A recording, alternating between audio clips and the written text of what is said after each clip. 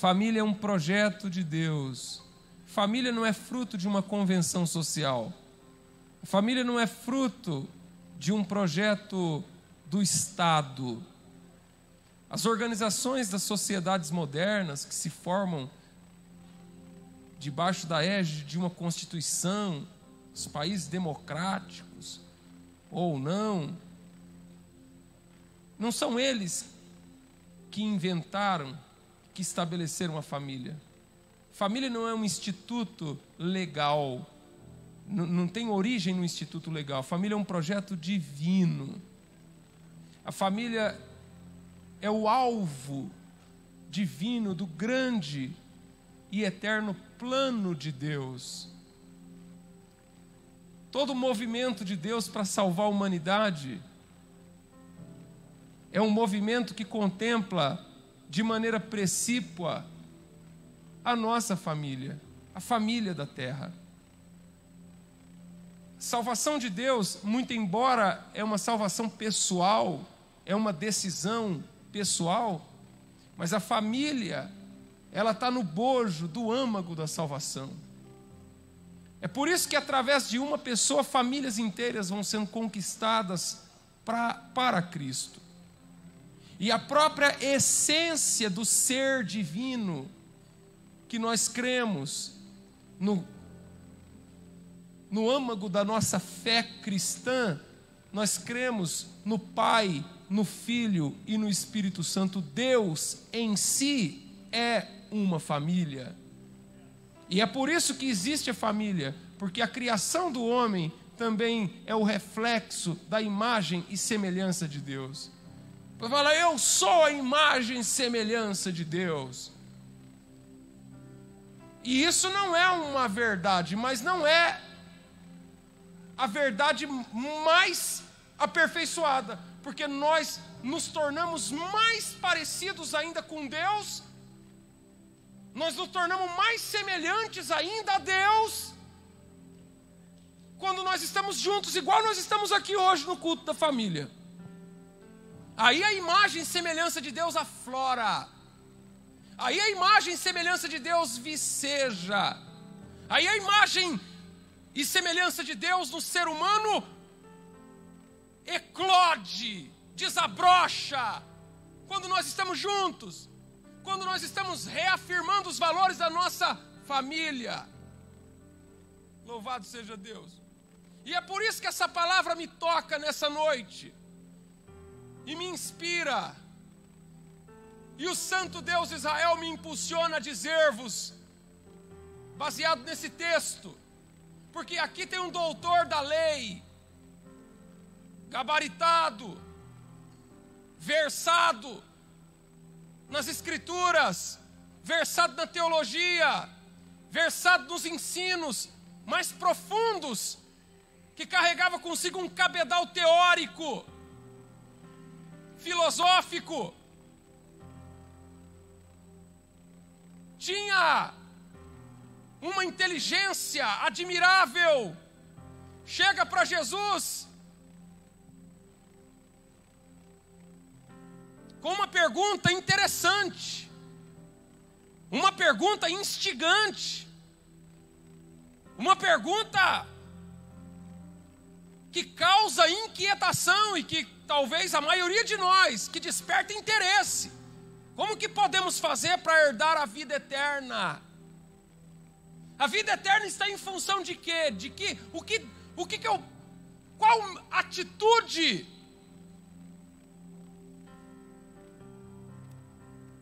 ao ser tomada pode redundar, pode trazer como resultado a vida eterna? E Jesus respondeu de maneira simples, direta, sem cerimônia, sem nenhum rodeio. E falou, o mandamento está aí, é só você seguir. Simples, prático, desse jeito. Sem muita onda, sem muita firula. Aqui, ó. Como é que está escrito lá no mandamento? É só você seguir o que está escrito. Amarás o Senhor teu Deus o teu próximo como a ti mesmo.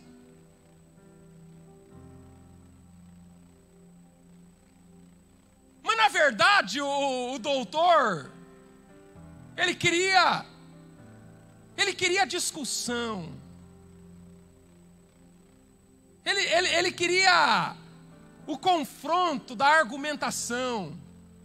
Sabe essas pessoas que falam muito e não fazem nada? Essas pessoas que vivem e se alimentam de opinião. E a Bíblia diz que ele, querendo se justificar, querendo ainda esticar a conversa, e querendo ainda colocar Jesus na berlinda, sabe, comprometer o Senhor de alguma forma, ele vem com a pergunta: então fala para mim quem é o meu próximo? Quem é o meu próximo? Quem é o meu próximo? E aí Jesus entra com uma das mais fantásticas das parábolas que ele já contou. Uma das mais fantásticas, uma das mais bonitas, que é conhecida como a parábola do bom samaritano. Louvado seja Deus. E na parábola do bom samaritano, o Senhor fala que descia um homem de Jerusalém para Jericó. Jerusalém é a cidade santa. Jericó é uma cidade de pecado. E o próprio texto mostra que saindo de Jerusalém e descendo para Jericó, a própria palavra descia, mostra que esse homem estava saindo de um lugar onde tinha Deus e indo para um lugar onde tinha o pecado, onde desagradava a Deus. E esse homem, ao meio do caminho, cai na mão dos salteadores. E os salteadores, além de levar todos os seus pertences, ainda espanca aquele homem a ponto dele ficar meio morto. Espanca aquele homem a ponto de ficar desacordado ali à beira do caminho. E a Bíblia vai dizer não, né? A Bíblia já está dizendo. A Bíblia não vai dizer nada, a Bíblia está dizendo que passou por ali um sacerdote. E o sacerdote tinha no código levítico que ele não poderia, se ele tocasse num morto, ele se tornaria imundo. E ele preferiu não macular o seu ofício sacerdotal, não inviabilizar o seu ofício sacerdotal e não se envolver com aquela circunstância. O sacerdote chegou e passou de largo.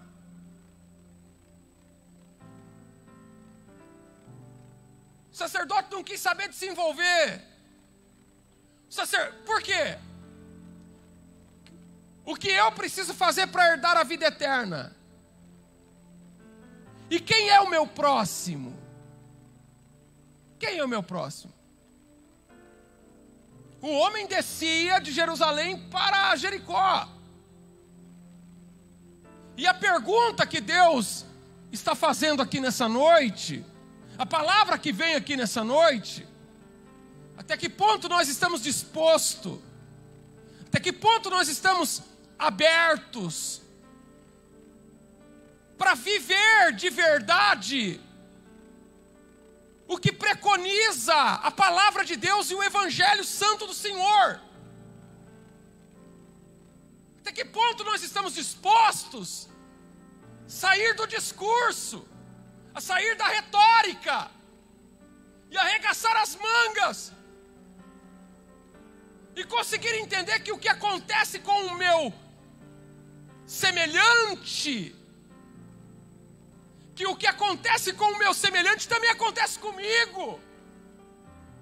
E que muitas vezes nós olhamos uma situação acontecendo com alguém, às vezes nós vemos um alguém numa situação,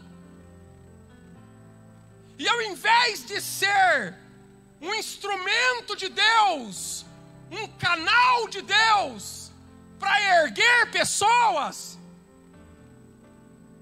é mais conveniente, é mais prático a gente não se envolver com a questão. Isso não tem nada a ver comigo, e tem a ver com você, tem a ver comigo.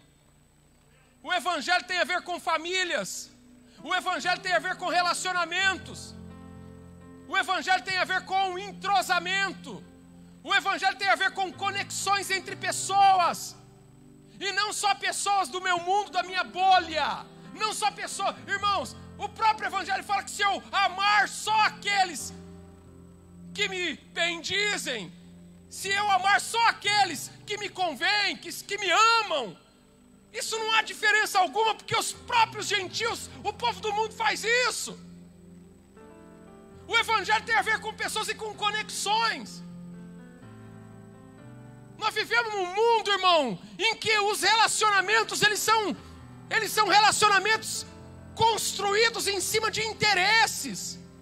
As pessoas não têm interesse pela pessoa, têm interesse pelo que aquela pessoa pode dar para ele. São um mundo que a gente vive de amizades superficiais, de amizades vazias, de relacionamentos. Você olha lá na tua rede social, fala assim, tá vendo? Eu tenho 4.500 amigos. Amigos? Você chama isso de amigo?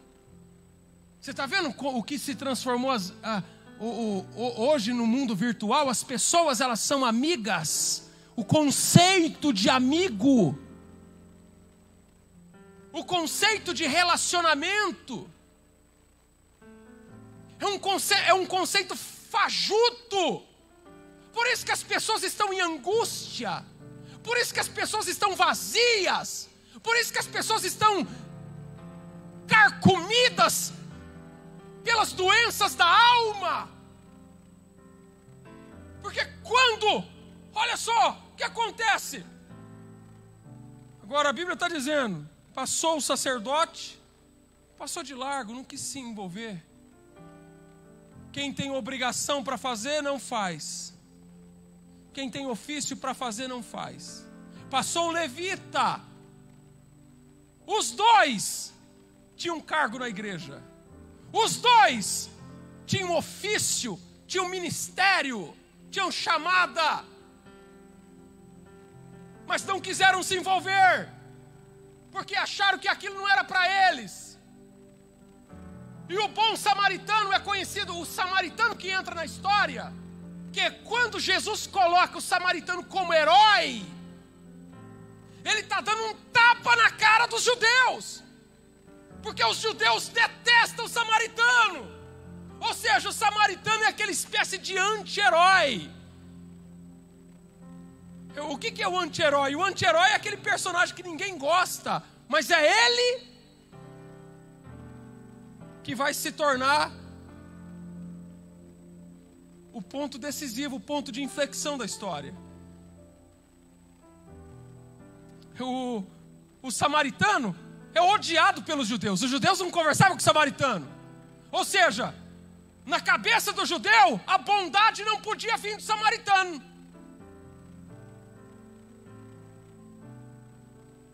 A bondade tinha que vir do sacerdote, tinha que vir do levita, mas não do samaritano. E Deus está provando através dessa palavra que muitos que devem não fazem, que muitos que têm obrigação de fazer não faz.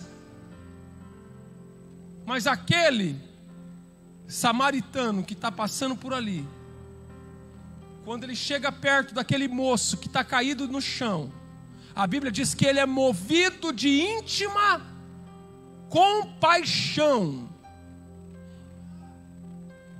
Essa é a motivação que ele tem. O que aquele homem caído, semi-morto, quase morto, tem para oferecer para o samaritano? Não tem nada para oferecer. Aquele homem não tem nada para dar. Aquele homem não tem prestígio, aquele homem não tem dinheiro, aquele homem está caído, morto. Mas quando ele chega e vê aquele homem, ele é movido de íntima compaixão. A motivação é a compaixão. E compaixão é a capacidade que nós temos de sentir a dor do outro, de perceber, de se irmanar, de se importar com o outro. Que Deus nos dê graça, que Deus nos dê a tua direção, que Deus nos dê o seu poder, que Deus nos dê a tua unção, que Deus nos dê a sua direção, que Deus nos dê essa motivação. A motivação. Você sabe o que motivou? O amor que ele tinha no coração, a abnegação que ele tinha, a despretensão. Ele não fez aquilo porque ele ia ganhar alguma coisa em troca. Ele não fez aquilo porque ele tinha um interesse subjacente, um interesse escuso, um interesse ali escondido. Não, ele não fez aquilo para autopromoção. Ele não fez aquilo para fazer um marketing político, um marketing pessoal, para que as pessoas o aplaudissem. Ele fez pelo que tinha lá dentro.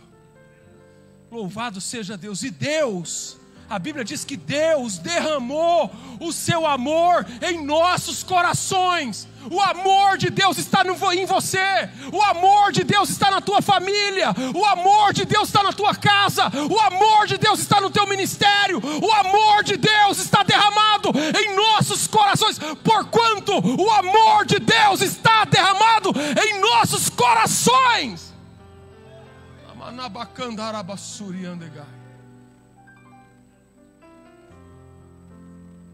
Porque aqui, irmãos, Jesus vai demonstrar que o amor verdadeiro é o amor que se pratica. E vai mostrar que o amor que se pratica não é fácil de praticar. Não é falar da boca para fora. Não é amor que é pregado, mas o amor que é vivido. Se moveu de íntima compaixão.